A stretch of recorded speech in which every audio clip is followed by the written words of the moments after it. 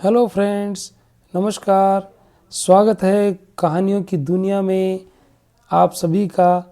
पंचतंत्र की कहानियों पर आधारित एक छोटी सी कहानी जिसका शीर्षक है दुष्ट लोमड़ी। एक बार जंगल में एक लोमड़ी रहती थी। एक दिन उसे बहुत ज़ोर से भूख लगी। उसने पूरा जंगल छान मारा लेकिन उसे खाने के लिए कुछ नहीं मिला। वह भूख से व्याकुल हो उठी। लाचार वह जंगल के पास एक गांव की तरफ चल पड़ी। गांव में एक घर के पीछे उसने देखा कि एक मुर्गा दाना चुग रहा था। लोमड़ी उस मुर्गे को देखकर बहुत खुश हुई। वह सोचने लगी, क्यों न इसे ही खाकर अपने प्राणों की रक्षा करूं। वह मुर्गे के पास गई और उस पर झपटी, उसका गला मरोड़कर खूब प्रेम से उसका मांस खाया। दुर्भाग्यवश मुर्गे की एक छोटी हड्डी कांटे की तरह उसके गले में फंस गई। तमाम कोशिशों के बाद भी वह कांटा नहीं निकल पाया। वह दर्द से झटपटा रही थी। छटपटाते छटपटाते बेहोश हो गई। उसके मन में एक ही बात बार बार आ रही थी, कोई उसके गले से कांटा निकाल दे, पर उसे ऐसा कोई नहीं मिला जो उसके गले का कांटा निकाल देता। वह दर्द से बिलबिलाते हुए ही आगे बढ़ी। कुछ दूर जाने पर उसे रास्ते में एक मादा सारस मिली। वह सारस के पास जाकर बहुत विनम्र भाव से बोली, सारस बहन, अगर तुम मेरे गले से कांटा निकाल दो तो मैं तुम्हें ढेर सारा इनाम दूंगी। बहन, मुझ पर यह एहसान करो, मैं बहुत कष्ट में हूँ, मुझे केवल तुम ही इस कष्ट से मुक्ति दिला सकती हो। सारस की चोंच नुकीली और लंबी होती है। लोमड़ी के गले की हालत देखकर वह दुविधा में पड़ गई, क्या करूँ क्या न करूँ। कुछ सोचकर बोली, ठीक है, मुझे मुंह खोलो।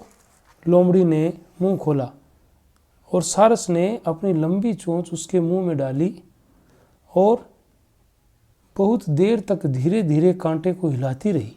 लोमड़ी का मुंह खून से भर गया। वह दर्द से छटपटाती रही। उसे लगता अब जान गई तब जान गई। अब उसे दर्द सहन शक्ति से बाहर हो रहा था। लोमड़ी अपना मुंह जमीन से रगड़ने लगी।